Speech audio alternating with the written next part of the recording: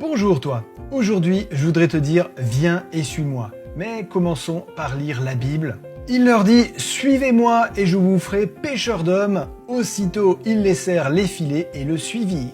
Il était venu pour demander un conseil. Il se retrouve devant un choix. Il était venu parler avec le maître et le maître lui demande de le suivre. Quel choc! Ah!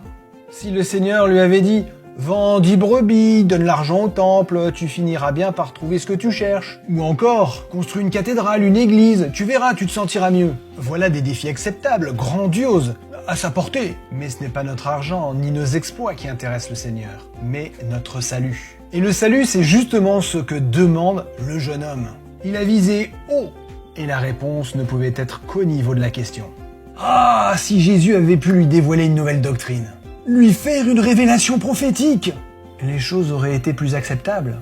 La plupart des religions font dépendre le salut, la vie éternelle, des œuvres ou de la connaissance. Mais le connaître et le faire, bien qu'importants, sont insuffisants. L'essentiel pour notre Seigneur, c'est notre relation avec lui. C'est là que tout commence. Ah, si Jésus avait pu lui dire « Suis-moi à temps partiel, pendant les vacances, les week-ends ou à 50%. » Mais donner tout et en plus directement aux pauvres, sans passer par les organismes qui feraient un peu de publicité. Et quand tout est donné, entrer dans l'anonymat pour suivre, non plus diriger, mais simplement suivre, se retrouver sur le même plan que ces pêcheurs de Galilée.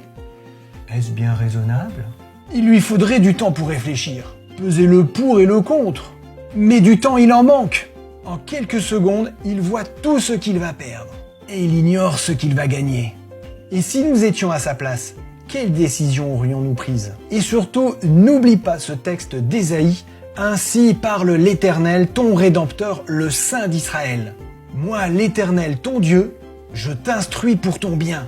Je te conduis dans la voie que tu dois suivre. À bientôt et que Dieu te bénisse abondamment.